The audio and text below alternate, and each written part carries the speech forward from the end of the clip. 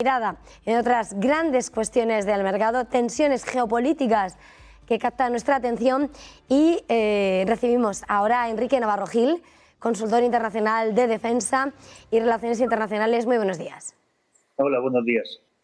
Bueno, llegamos a un final de semana en el que Oriente Medio y en concreto el riesgo de una guerra abierta entre Israel y el Líbano, en concreto por Hezbollah, está alcanzando unos niveles de máxima tensión. El Líbano habla de 48 horas peligrosas tras esa oleada de explosiones contra las milicias de Hezbollah y esa promesa de venganza contra Israel, aunque no lo ha reclamado. ¿Qué análisis haces? Bueno, yo creo que debemos entender primero el contexto, y el contexto ya sabemos cuál es: la intervención en Gaza, el problema permanente de Hezbollah en el Líbano, que recordemos que Hezbollah es el ejército privado más equipado del mundo, ¿no? Dispone de decenas de miles de efectivos y, por tanto, cualquier acción que toma Hezbollah es una acción, diríamos, de un calado mucho más importante, ¿no? Debemos recordar también que Hezbollah, desde que se inició la campaña en Gaza, quiere decir, una acción coordinada entre Hamás y Hezbollah. No olvidemos que la acción de Hamás de los atentados de octubre fue también apoyada y coordinada con ataques desde el norte. Todo el norte de Israel está evacuado. Hay decenas de miles de personas en campos de refugiados desde hace un año y, por tanto, han hecho la vida imposible en el norte de Israel con los continuos ataques. Esta situación de ataques que se han ido incrementando ha derivado en esta acción, digamos, espectacular desde el punto de vista de la complejidad contra Hezbollah, pero más allá de los daños directos causados por la operación, obviamente tiene muchos efectos colaterales. Primero, el número de efectivos que han sido heridos y que equivalen casi a un 10% de todos los combatientes que tiene Hezbollah. La localización de todos estos sistemas que estaban geolocalizados va a permitir también detectar y saber mucho sobre toda la estructura militar, de lanzamiento, de almacenamiento, etc.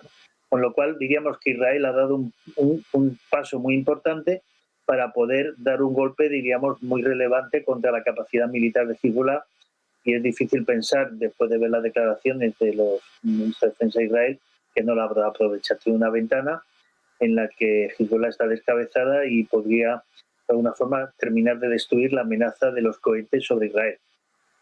¿Qué capacidad de respuesta tenga Hezbollah? A corto plazo muy limitada, por no decir nula, ¿no? Entonces no debemos esperar circunstancias complejas en una posible deriva militar en las próximas semanas o incluso meses.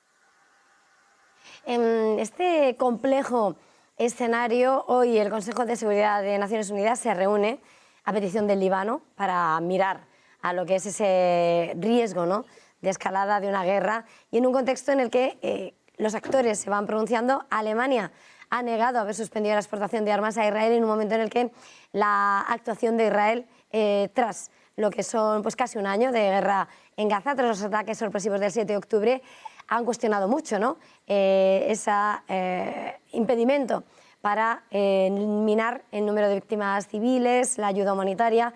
No sé la lectura que se está haciendo ahora mismo en cuanto a lo que es la postura internacional y la respuesta de Israel. ¿Qué podemos esperar? Yo creo que lo que debemos entender, en primer lugar, es que la guerra de Ucrania ha dinamitado, diríamos, todos los sistemas internacionales de control y de gestión de crisis. O sea, antes se reunía el Consejo de Seguridad y esperábamos algo, ahora da igual lo que diga, ¿no? Y igual podemos decir con la Corte Penal Internacional. En definitiva, las estructuras de seguridad internacionales que durante la Guerra Fría, diríamos, funcionaron en aquellos casos en los que había un consenso de grandes potencias, eso ha saltado por los aires, con lo cual, digamos, las posiciones que adopta cada país tienen mucho más que ver con la situación o el conflicto actual, ¿no? ¿Qué ocurre con Israel? Pues Israel no deja de ser un aliado. Irán se ha demostrado y se ha visto en estos propios ataques en los que el propio embajador iraní ha resultado herido, que existe una amenaza real de Irán, que además está apoyando a Rusia contra Ucrania, con lo cual esa convergencia de bloques, en el sentido de que Hezbollah apoyado por Irán, Irán apoya a Rusia, Rusia apoyado por China, ha generado una dinámica de bloques de tal forma que no se entendería que en el otro bloque se perjudicara a los que están luchando, en este caso a Israel, ¿no? Con lo cual más allá de que la situación en Gaza, pues sabemos lo que es y lo dramática que ha sido, hay un interés superior que es muy importante que Israel consiga controlar la situación y tener controlado a Irán, porque de eso depende la seguridad en Oriente Medio y de eso depende también la capacidad de actuación de Rusia en Ucrania, que al final cuelga mucho del apoyo de sus aliados, ¿no? Con lo cual no vamos a ver, más allá de algunas declaraciones un tanto llamativas, como por ejemplo en el caso de nuestro país, ¿no? Que es más o menos relevante, pero en el fondo yo creo que esta situación con Irán, sobre todo desde el ataque fallido de los drones, ha hecho que los países occidentales vean a Israel mucho más como alguien que deben apoyar a pesar de Gaza que todo lo contrario, con lo cual entiendo la postura de Alemania, que es igual de la de Francia. Inglaterra, diríamos, una labor un poco de marketing, pero en el fondo no creo que ningún país occidental importante vaya a romper o cancelar las operaciones de colaboración militar con Israel en estos momentos. Cambiando de asunto, porque de alguna manera ha hablado, ¿no?, de la trascendencia y cómo ha cambiado las reglas de juego, la guerra en Ucrania, la invasión por parte de Rusia. Y en las últimas jornadas hemos estado asistiendo a distintos episodios importantes en el desarrollo de ese conflicto, pero sobre todo mirando a lo que han sido las últimas horas. Rusia ha amenazado, ¿no?, con el uso de armas más poderosas después de que el Parlamento Europeo haya instado, ¿no?, a decir a los socios que que dejen usar las armas de largo alcance en territorio ruso.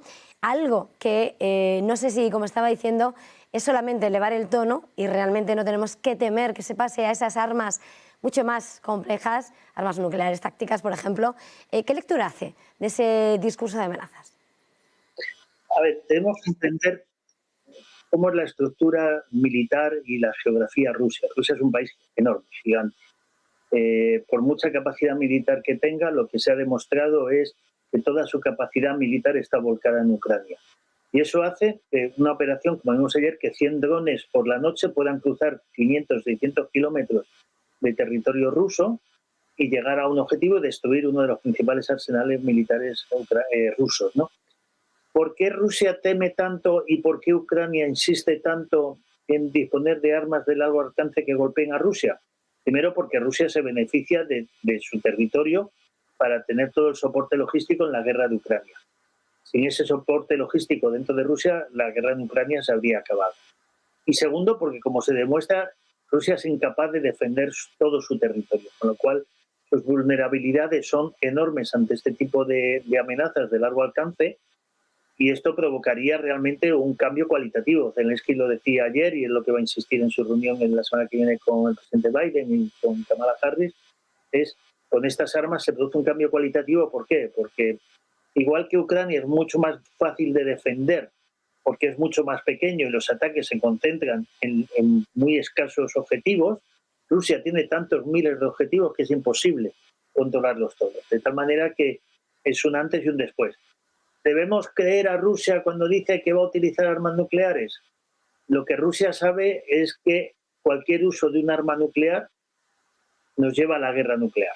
O sea, esto de pensar que se puede tirar una bomba táctica en cualquier lugar y esto se ha acabado y no pasa nada, no. O sea, realmente, una vez que un país da este paso, y en eso consiste la disuasión nuclear, el proceso es irreversible. De tal manera que Rusia sabe que cualquier uso nuclear implica la intervención de la OTAN, implica la intervención de Estados Unidos, es un salto cualitativo que nos llevaría a una situación muy, muy, muy compleja. Con lo cual, yo creo que ni siquiera aún que Rusia perdiera drásticamente y de forma, diríamos, brutal, como perdió en Afganistán en el año 80 y tantos, ¿no? La guerra le llevaría a una situación como esta porque no tiene nada que ganar y, sin embargo, las consecuencias serían nefastas. Con lo cual, bueno, hay que verlo más dentro de esta dinámica de amenazas para meter presión en las opiniones públicas europeas, en los medios europeos y de alguna forma crear este miedo que, bueno, en algunas sociedades funciona. Esto es gran parte del éxito de Trump, ¿no? Esas amenazas funcionan en Estados Unidos y Trump lo que quiere es eliminar la amenaza, aunque sea a costa de sacrificar, diríamos, Ucrania, ¿no? Pero vamos, yo sinceramente creo que esto forma parte de una dinámica del temor que tiene Rusia a que esta este salto cualitativo realmente podría hacer cambiar el curso de la guerra. Mirando a lo que es los últimos episodios, no quería dejar de pasar porque decía, ¿no?, lo de que puedan alcanzar ese territorio. De hecho, han alcanzado, ¿no?, en las últimas horas ese depósito que Putin creía inexpugnable. Brevemente, de alguna manera, ¿qué daño, qué es lo que escondía ese fortín? Bueno, esto, obviamente, por mucho que hablemos, nadie lo sabe, nada más que los que lo manejaban, ¿no? Pero sí tenemos algunos datos interesantes, que es cuando se construyó ese depósito de armas en el año 18, lo que se vino a explicar era que era el mayor depósito de armas, de hecho salen en los medios, es decir, que mucho antes de la guerra, el mayor depósito de armas.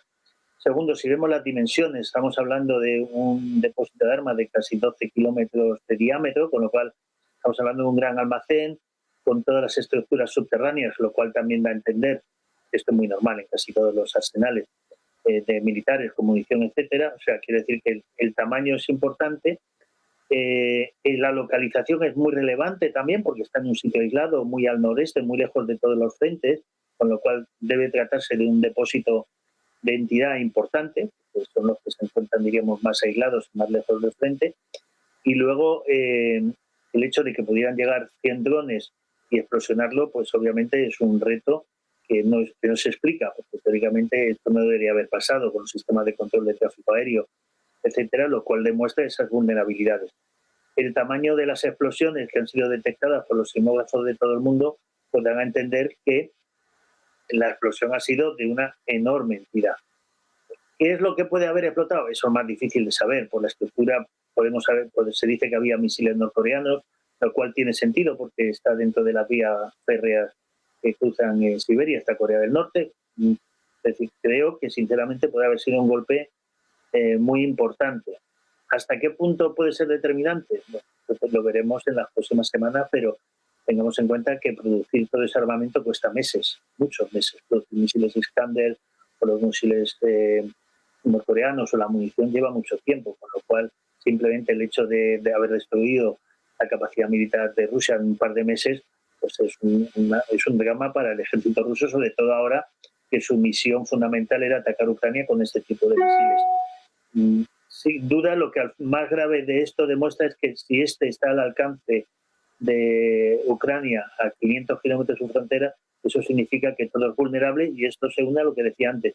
Si esto lo pueden hacer con misiles mucho más rápidos, mucho más invulnerables, el destrozo que pueden hacer en las líneas logísticas de Rusia puede ser enorme. Pues muchísimas gracias por este tiempo de análisis, Enrique Navarro Gil, consultor internacional de defensa y relaciones internacionales. Un placer, feliz jornada, feliz innovación. Muchas gracias.